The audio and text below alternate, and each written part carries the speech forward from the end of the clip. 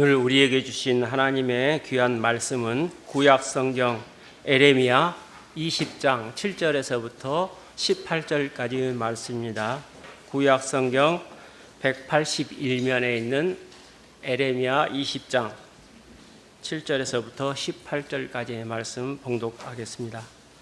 여호와여, 주께서 나를 권유하심으로 내가 그 권유를 받았사오며 주께서 나보다 강하사 이기셨으므로 내가 조롱거리가 되니 사람마다 종일토록 나를 조롱하나이다. 내가 말할 때 외치며 파멸과 멸망을 선포함으로 여호와의 말씀으로 말미암아 내가 종일토록 치욕과 모욕거리가 됨이니이다. 내가 다시는 여호와를 선포하지 아니하며 그의 이름으로 말하지 아니하리라 하면 나의 마음이 불붙는 것 같아서 골수에 사무치니 답답하여 견딜 수 없나이다. 나는 무리의 비방과 사방이 두려워함을 들었나이다. 그들이 이르기를 고소하라, 우리도 고소하라 하오며 내 친한 벗도 다 내가 실족하기를 기다리며 그가 혹시 유혹을 받게 되면 우리가 그를 이기어 우리 원수를 갚자 하나이다. 그러하오나 여호와는 두려운 용사 같으시며 나와 함께 하심으로 나를 박해하는 자들이 넘어지고 이기지 못할 것이오며 그들은 지혜롭게 행하지 못하므로 큰 치욕을 당하오리니 그 치욕은 길이 잊지 못할 것이니이다.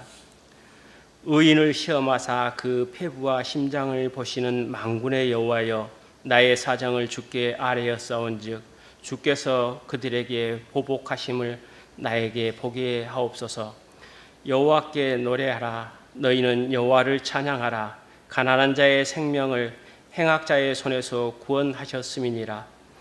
내 생일이 저주를 받았다면, 나의 어머니가 나를 낳던 날이 복이 없었다면, 나의 아버지에게 소식을 전하여 이르기를 당신이 등남하였다 하여 아버지를 즐겁게 하던 자가 저주를 받았다면, 그 사람은 여호와께서 무너뜨리시고 후회하지 아니하신 성읍같이 되었다면, 그가 아침에는 부르짖는 소리, 낮에는 떠드는 소리를 듣게 하였다면 좋을 뻔하였나니, 이는 그가 나를 태에서 죽이지 아니하셨으며 나의 어머니를 내 무덤이 되지 않게 하셨으며 그의 배가 부른 채로 항상 잊지 않게 하신 까닭이로다. 어찌하여 내가 태에서 나와서 고생과 슬픔을 보며 나의 날을 부끄러움으로 보내는고 하니라. 아멘. 목사님 나오셔서 말씀 선포해 주시겠습니다. 1997년부터 2017년 사이에 미국 백인의 중년층이 사망률이 증가했습니다. 이에 얼마 전에 돈과 행복의 상관관계를 말하면서 언급했던 프리스턴 대학교의 앵거스 디튼 교수가 그 원인을 연구했습니다. 그러니까 지금 의료기술로 평균 수명이 높아졌는데 왜 유독 백인 중년층의 사망률이 증가했을까? 그것을 이상하게 여겨서입니다. 연구 결과 약물 중독, 알코올 중독이 원인이었습니다. 근데 진짜 그 근본 원인은 절망이었습니다. 그러니까 절망이 중독에 이르게 하고 중독으로 결국 사망한 것입니다. 그래서 그 죽음을 절망사라고 이야기합니다. 우리나라가 OECD 가입 국가 중에서 자살률 1위입니다. 그럴 때 절망은 우리의 과제이기도 하고 있습니다. 본문에서 예레미야가 절망에 빠졌습니다. 예레미야는 하나님의 부르심을 따라서 하나님의 말씀을 전하였습니다. 그런데 하나님의 말씀을 선포하면 선포할수록 유다와 예루살렘 백성들이 예레미야를 조롱하고 또 모욕하고 저주하였습니다. 그 까닭이 8절에 나오는데 예레미야가 말할 때마다 외치며 파멸과 멸망을 선포하기 때문이다 라고 이야기합니다. 그러니까 예레미야가 하나님의 말씀을 전하는데 그 말씀이 심판에 관한 말씀이기 때문이다 라는 것입니다. 우리말에 아무리 좋은 말도 3번 하면 듣기 싫다고 합니다. 근데 예레미야는 좋은 말도 아니라 파멸과 멸망에 관한 말씀을 벌써 수년째 이어오고 있습니다. 한번 생각해 보시면 예레미야가 선지자로 부름을 받을 때부터 북쪽으로부터 오는 적이 유다와 예루살렘 성읍을 다 칠 거라고 경고했습니다. 근데 실제로 바벨론으로부터, 그러니까 북쪽으로부터 온 바벨론이 유다와 예루살렘을 위협하는 데는 그로부터 20년이란 시간이 지난 후였습니다. 그러니까 지금 예레미야가 어느 시점에 있는지 모르겠지만 최소한 몇 년 이상 동안을 계속해서 유다와 예루살렘의 파멸과 멸망을 선포하고 있더라라는 겁니다. 그러니 예레미야는 그 당시에 유다와 예루살렘 백성들에게 양치기 소년에 불과했습니다. 유다와 예루살렘의 백성들은 예레미야는 수년째 그저 유다와 예루살렘을 저주하고 또 예루살렘에 있는 선지자와 제사장을 비난하는 사람에 불과합니다. 그러니 유다와 예루살렘 백성들이 얼마나 예레미야를 싫어했겠습니까? 저희 큰딸 아이가 축구를 좋아합니다. 그래서 제가 전주에 내려온 이후로는 전북 현대 홈 경기 때마다 축구장에 가고 있습니다. 아니, 제가 가는 게 아니라 우리 아이들이요. 제가 한번 같이 다녀온 적이 있습니다. 근데 경기를 보고 있다 보면 이제 전북 현대 홈 경기다 보니까 이제 어웨이팀, 이제 어웨이팀에서 선수가 공을 잡을 때가 있잖아요. 그러면 다 이렇게 야유를 보냅니다. 그러니까 전북 현대 선수들이 공을 잡으면 환호를 합니다. 와! 근데 반대로 어웨이팀 선수가 공을 잡으면 이렇게 야유를 보냅니다. 근데 제가 그때마다 이렇게 헛웃음을 짓곤 하는데, 와, 제가 어웨이팀 선수였다면 당장 그 야유에 정말 할 맛이 안 났을 것 같습니다. 그냥 경기고 뭐고 다 때려치고 그냥 다 이렇게 넘어가 버렸을 것 같은, 그만큼 힘이 빠지고 무기력해지더라고요. 가끔 제가 경기를 보다 보면 그 선수들이 그 관중들을 향해서 욕하기도 하고 손가락질하는 모습들을 보게 되거든요. 야, 그때마다 왜 저럴까 싶었는데 가서 보니까 실제로 그렇더라고요. 내가 공을 잡았는데 야유를 듣게 되면 그만큼 화가 날 것 같습니다. 근데 지금 예레미야가 그러고 있습니다. 하나님의 말씀을 선포할 때마다 수용과 환대가 아니라 배척과 조롱을 받고 있습니다. 사람들이 야유를 쏟아붓습니다. 무시하고 물병을 던지고 또 죽이겠다고 협박하고, 본문 앞에서는 실제로 제사장 바술이 예레미야를 가두고 때리기까지 했습니다. 이에 예레미야가 탄식합니다. 7절에서는 여호와여, 주께서 나를 권유하심으로 내가 그 권유를 받았습니다 라고 말하고 있습니다. 이때 권유했다라는 말은 유혹하다, 꾀다라는 의미입니다. 그러니까 여호와께서 예레미야를 유혹하였고 예레미야가 여호와에게 꾀임을 당해서 지금 하나님의 말씀을 선포하고 있습니다. 또 권유하다라는 말이 속이다라는 뜻을 가지고 있습니다. 즉 여호와께서 나를 속여서 하나님의 말씀을 선포하게 한다. 지금 예레미야가 이렇게 비난하고 있습니다. 처음 하나님이 예레미야를 부르셨을 때 예레미야는 분명히 거절하였습니다. 예레미야 1장 6절에 보면 나는 아이라 말할 줄을 알지 못합니다 라고 이렇게 이야기하고 있습니다. 그런데 하나님이 예레미야의 거절은 아랑곳하지 않습니다. 그리고 그냥 하나님의 말씀을 맡기셨습니다. 이에서 7절에서 예레미야가 뭐라고 하는 겁니까?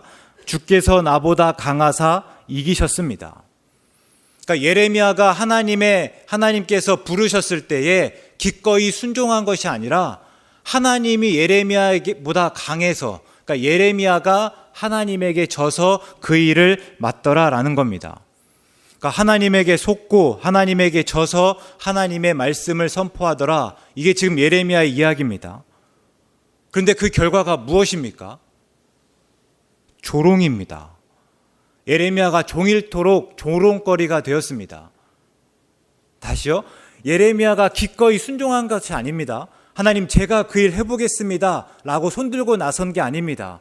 하나님이 맡기셨습니다.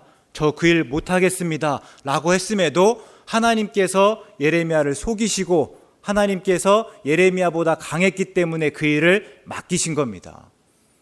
그런데 그 결과가 조롱이더라라는 겁니다.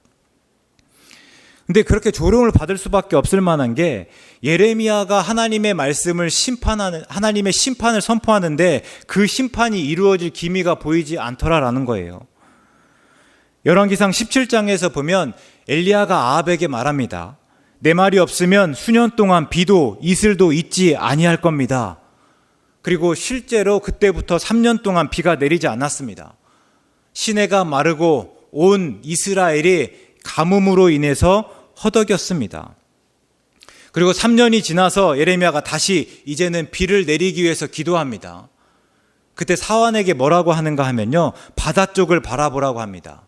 그러니까 내가 지금 기도하고 있는데 어떤 변화가 있는지 바다 쪽을 한번 볼래? 이런 이야기입니다. 사환이 바다를 봤는데 아무런 변화가 없습니다. 그러자 엘리야가 계속해서 기도하면서 사환에게 말하기를 계속해서 바다 쪽을 보기를 7번까지 해라, 이렇게 이야기합니다.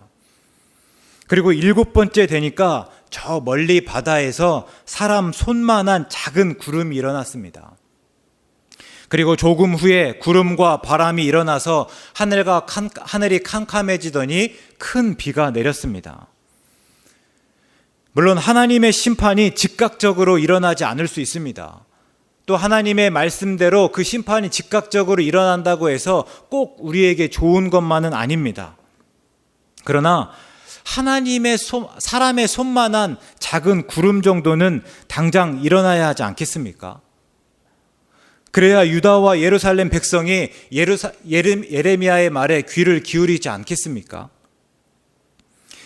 그런데 그런 일이 일어나지 않았습니다. 수년이 지났지만, 그러니까 예레미야가 하나님의 심판을 선포한 지 수년이 지났고, 아니 수십 년이 지났을지 모르겠는데 그때까지 아무런 징조가 보이지 않았습니다. 그래서 유다와 예루살렘 백성에게 예레미야는 그저 거짓 선지자일 뿐이었습니다. 그러니까 하나님은 예레미야를 선지자로 불러서 하나님의 말씀을 선포하게 하였지만 실상은 예레미야를 속여 거짓 선지자로 만든 셈입니다. 그래서 예레미야가 좌절하였고 하나님을 비난하듯 불평을 쏟아내고 있습니다. 예레미야 입장에서는 하나님이 나를 선지자로 부르시고 유다와 예루살렘 백성에게 그 하나님의 말씀을 선포하게 하셨다면 하나님은 내가 그들에게 인정받을 수 있도록 해야 했습니다. 하나님이 부르셨으니 특별히 아무런 마음도 없는 사람, 나는 못하겠다고 한 사람을 하나님께서 부르셨다면 하나님께서 이 정도는 해주셔야 되는 것이 아닌가, 이게 예레미야의 생각이었습니다. 그런데 하나님께서는 그렇게 해주지 않으셨습니다. 그래서 10절에서 보시면 예레미야는 사방이 두려워함을 들었다 말하고 있습니다. 이때 사방이 두려웠다라는 것은 예레미야가 하나님의 심판을 선포하면서 했던 말입니다. 그러니까 하나님이 심판하실 것입니다. 하나님이 유다와 예루살렘 백성들을 심판하실 건데 그때 여러분들은 사방이 두려워함을 느낄 것입니다 라고 이야기했던 거예요. 그리고 이 앞에서, 본문 앞에서는 자신을 가두고 때렸던 제사장 바술에게 마골 미사빕이라고 이야기했는데 그 말이 각주에 보면 바로 사방으로 두려워했다라는 말입니다. 그러니까 너가 지금 나를 가두고 때렸는데 하나님께서 너를 마골 미사빕, 사방으로 두려워하게 할 것이다. 하나님이 너에게 벌을 내리시고 그래서 주위에 있는 많은 사람들도 함께 두려워할 거다라고 이야기했던 겁니다. 근데 지금 어떤 일이 일어나고 있습니까? 하나님의 심판을 선언하면서 자기가 했던 이야기들을 그 주위의 사람들이 그대로 인용하면서 사실은 네가 사방으로 두려워할 거다라고 말하고 있습니다. 사방으로 두려워할 것은 우리가 아니라 바로 너다라고 이야기합니다. 그만큼 지금 예레미야가 사면 초가에 처해 있습니다. 예레미야의 주위에는 온통 적밖에 없습니다. 예레미야의 친한 벗까지 다 예레미야가 실족하기를 기다리고 있습니다. 그러니까 예레미야의 말이 틀렸다는 것이 분명히 드러나서 예레미야가 더욱 조롱거리가 되기를 바라고 있더라라는 겁니다. 더 나아가서 예레미야를 걸어 넘어뜨리고 또 잡아 족치고자 모의하고 있습니다. 이런 상황 속에서 예레미야가 자신의 생일을 저주합니다. 내가 왜 태어나서 이런 고생을 하는가 하는 탄식입니다. 차라리 낳다가 죽어버렸더라면 이런 아픔을 겪지 않았을 텐데 내가 왜 낳아서 이런 고생을 하고 있는가. 17절에서 보시면 내가 태에서 나오기 전에 하나님이 나를 죽이시고 그래서 어머니의 몸이 내 무덤이 되어 언제까지 태 속에 있었더라면 좋았을 것을 어째서 태에서 나와 내가 이런 수모를 겪으며 생을 마감해야 되는가? 이렇게 탄식하는 것입니다. 성경에 보면 예레미야만 자신의 생일을 저주한 것이 아닙니다. 또 욥이 그랬습니다. 그런데 예레미야의 저주가 더 놀라운 것은 하나님이 예레미야를 부르실 때 뭐라고 했습니까? 예레미야를 모태에 생기기 전부터 이미 너를 알았다 라고 이야기합니다. 또 예레미야가 배에서 나오기 전부터 하나님이 예레미야를 선지자로 구별하였다, 선지자로 세웠다라고 말해서입니다. 그럴 때 예레미야가 생일을 저주한다는 것은 그 하나님의 부르심마저 못마땅하게 여기고 그 하나님의 부르심마저 부정하는 것입니다. 그동안 예레미야 1장의 부르심은 예레미야를 설명하는 근거였습니다. 즉 예레미야가 왜 유다와 예루살렘 백성들에게 하나님의 심판을 선포하는지, 왜 예레미야가 사람들의 미움을 받고 그들에게 붙잡혀 매를 맞고 조롱거리가 되고 있는지, 즉 예레미야의 모든 삶을 설명하는 유일한 이유였습니다. 그래서 예레미야는 한시도 이 하나님의 부름을 잊은 적이 없습니다.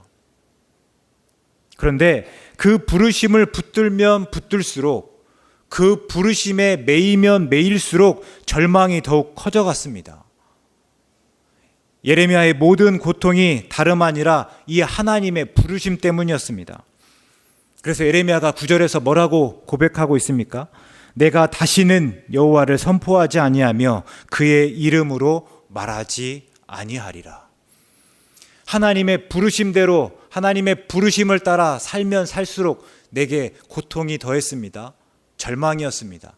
그래서 이제 다시는 여호와를 선포하지 않으며 그의 이름으로 말하지 않겠다, 이렇게 다짐하기까지 했습니다. 이런 예레미야의 심정을 이해하실 수 있겠습니까? 혹시 예레미야의 경험을 경험해 보신 적이 있으십니까? 아무래도 제가 목사라서 이럴 때가 있습니다. 일종의 번아웃일 수 있는데 아무리 열심히 해도 티가 안 나고 아무리 열심히 해도 달라지지가 않습니다. 얼마나 본문을 오래 연구하고 묵상하고 검토하였는지와 상관없이 그냥 그 말씀이 내 뜻과 다르다는 이유로 거절당할 때도 많이 있습니다. 그럴 때마다 그런 생각이 듭니다. 이렇게 나름대로 열심히 준비해서 하나님의 말씀이라고 전하는데 그것 때문에 영향받으시는 분들이 없고 늘 거절당하며 그것 때문에 변하지 않는다면 나는 오늘 왜 이렇게 열심히 하고 있을까? 예레미야와 비슷하게 절망에 빠질 때도 있습니다. 근데 몇 번 그러다 보니 이제는 제법 그 절망을 이기는 법도 아는 듯합니다. 다시 처음으로 돌아가는 것입니다. 예레미야를 제 경우로 한번 이해하고 설명해 보면, 예레미야는 절망 중에 갈등하고 고민하고 묻고 또 그러면서 때로 더 절망하였을 것입니다. 근데 그러다 보면 한 번쯤은 따져집니다. 내가 왜 지금 절망하고 있을까? 왜 절망하는가를 따지면서 하나님을 탓하기도 하고 다른 사람을 탓하기도 하고 냉정하게 그 물음에 대답해 보기도 합니다. 예레미야도 그런데요. 그럼 예레미야의 절망이 하나님 때문입니까? 하나님의 말씀을 듣지 않고 예레미야를 조롱하고 붙잡고 때리고 죽이고자 하는 유다와 예루살렘 백성 때문입니까? 그렇지가 않습니다. 나 때문입니다. 하나님이나 유다와 예루살렘 백성 때문이 아니라 나 때문입니다. 절망하는 까닭이 다 내게 있습니다. 하나님이 나를 부르셔서 절망인 게 아닙니다. 하나님이 나를 부르셔서 그래서 복을 받아야 되는데 복이라고 할 만한 게 보이지 않아서 내가 절망하는 것입니다. 일어나야 할 일이 일어나지 않고 정반대의 일이 일어나서 내가 절망하는 것입니다. 하나님이 아브라함에게 이삭을 바치라고 했을 때와 같습니다. 우리가 하나님을 믿으면서 기대하는 것은 무엇입니까? 하나님을 믿을 때 우리가 기대하는 것은 100세에 아들 이삭을 얻을 거라는 것입니다. 근데 여기까지가 우리가 기대하는 바인데요. 근데 하나님이 100세에 얻은 아들 그 이삭을, 귀하디 귀한 그 아들 이삭을 바치라고 합니다. 이 얼마나 당황스러운 일입니까? 우리가 그때 절망합니다. 우리가 하나님께 바라기는 100세에 아들 이삭을 얻는 것인데 하나님께서 그 아들 이삭을 주시는가 하더니 다시 그 아들 이삭을 바치라고 합니다. 그래서 우리가 실족하고 절망하는 것입니다. 하나님이 계시면 일어나지 말아야 할 일이 일어나는데 특히 그 일이 내게 일어나서 그래서 내가 절망하는 것입니다. 예레미야가 그렇습니다. 하나님이 부르실 때 기대한 게 있습니다. 하나님의 선지자로서 내가 주목받고 대접받고 사랑받는 일입니다. 예레미야는 자신이 하나님의 말씀을 선포하면 유다와 예루살렘 백성이 자신의 말을 듣고 돌이키고 돌아설 거라고 기대했습니다. 근데 실제로 그런 일이 일어나지 않았습니다. 그들은 예레미야의 말을 듣지 않았습니다. 예레미야가 말하지만 그 말을 무시하고 그 말이 틀렸다고 하고 그 말 때문에 예레미야를 미워하였습니다. 또 그들은 예레미야의 말을 듣고 반응하여 돌아서기는커녕 돌이키기는커녕 다 헛되다 라고 말하며 그 모든 것을 거절하고 그냥 자기가 살던 대로 자기가 원하는 대로 그냥 살아갈 뿐이었습니다. 예레미야의 기대와는 완전히 달랐습니다. 그래서 예레미야가 절망하였습니다. 그런데 냉정하게 생각해 보면 그것은 어디까지나 예레미야의 기대였고 예레미야의 기대가 이루어지지 않아서 절망했을 뿐입니다. 하나님이나 유다와 예루살렘 백성 때문이 아니라 자신의 기대대로 이루어지지 않아서 자신의 기대가 실현되지 않아서 절망했다라는 것입니다. 그래서 예레미야는 절망하면서 자신의 기대를 내려놓았습니다. 자기를 포기했습니다. 예수님의 표현을 빌면 자기를 부인하였습니다. 더 정확하게 말하면 자신의 기대를 내려놓을 수밖에 없었습니다. 자신이 포기되었습니다. 자기가 부인되었습니다. 그러고 나면 11절처럼 고백할 수 있습니다. 그러하오나 여호와는 두려운 용사 같으시며 나와 함께 하십니다. 그러니까 하나님의 부르심을 받고 하나님의 말씀을 선포한다는 이유로 내가 주목받고 내가 대접받고 내가 사랑받아야 하는 게 아닙니다. 내 모든 기대를 다 저버리고 다만 두려운 용사 같으시고 나와 함께 하시는 하나님을 의지하고 하나님이 나를 지켜주실 것을 구하는 것입니다. 또 예레미야가 절망하면서 자신의 역할을 새롭게 깨달았습니다. 선지자로서 예레미야는 내 성공은 유다와 예루살렘 백성들을 잘 설득해서 하나님의 말씀을 듣게 하고 그들이 하나님의 심판을 피하게 하는 것이다 라고 생각해 왔습니다. 그런데 그렇지 않았습니다.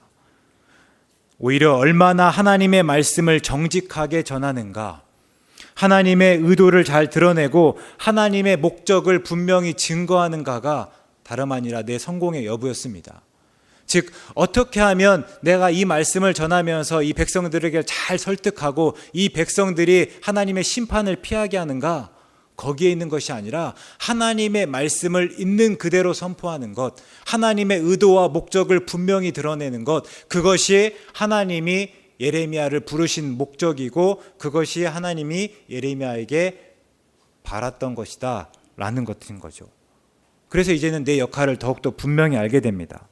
그러고 나면 결론은 늘 13절과 같습니다. 여호와께 노래하라, 너희는 여호와를 찬양하라.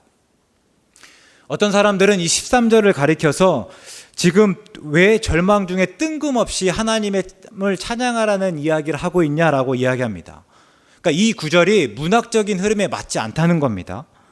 그래서 후대의 서기관들이 추가한 것이라고 생각하자 그러면 그냥 최선일 듯하다, 이 말씀을 이해하는 가장 좋은 수이지 않을까라고 이야기하고 있습니다. 그런데 저는 그렇게 생각하지 않습니다. 절망을 경험한 사람들은 압니다. 다름 아니라 절망의 한가운데에서 중요한 것은 내 기대가 아니라 하나님의 의도와 하나님의 목적이라는 것을 깨닫는 것입니다. 그러고 나면 이렇게 하나님을 찬양할 수밖에 없습니다. 내 기대대로, 내 뜻대로, 내가 바라는 대로 이루어지지 않았지만 그럼에도 그 가운데 여전히 하나님의 의도와 목적이 있고 그 의도와 목적이 이루어질 수 있다면 그러면 하나님을 찬양하는 것, 그것이 절망 중에 깨달은 내용입니다.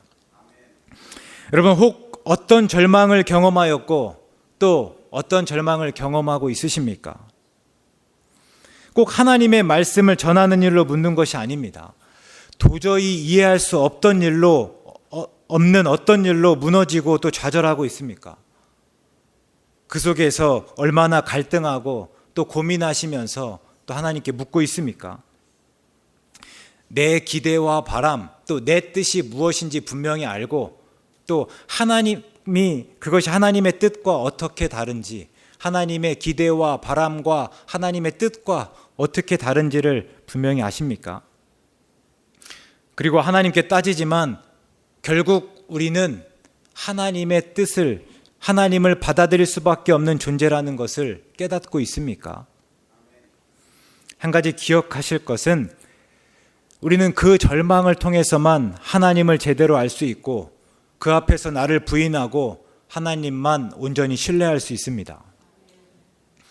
덴마크의 철학자 키에르케고르가 절망을 죽음에 이르는 병이라고 했습니다.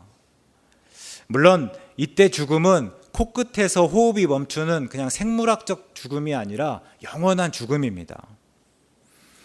우리는 다 절망이라는 병에 걸렸는데 가장 큰 문제는 그 병에 걸렸는지조차 모르고 산다는 것입니다. 병에 걸렸는지 모른다고 하면 그만큼 불편하지 않은 거 아니야? 그만큼 아프지 않은 거 아니야? 그러면 뭐가 문제지? 괜찮지 않아? 라고 물을 수 있는데 그게 문제인 거는 절망을 모르면 절망에서 벗어나야 된다는 것도 모른다는 겁니다. 절망을 모르니 왜 어떻게 절망에서 벗어나야 되는지를 모른 채 죽기 때문입니다. 그래서 문제라는 거예요. 그래서 키에르케고르는 절망이 진정한 하나님의 축복이다라고 말하고 있습니다. 반대로 절망이 없는 것이 곧 최대의 불행이다. 우리는 다 절망에 빠져 있는데 절망에 빠진 채지도 모르는 거예요. 절망에 빠진 줄도 모르니 그 절망에서 벗어나야 된다는 것도 모르고 그 절망으로부터 어떻게 벗어나야 되는지 모른 채 그냥 죽어가더라. 그 속에서 가장 큰 복이라고 하는 거는요, 우리가 절망하는 거다. 그러니까 절망이 하나님의 축복이다 라고 말하는 거고요. 반대로 절망이 없는 것이 우리 최대의 불행이더라 라는 것입니다. 굉장한 역설입니다.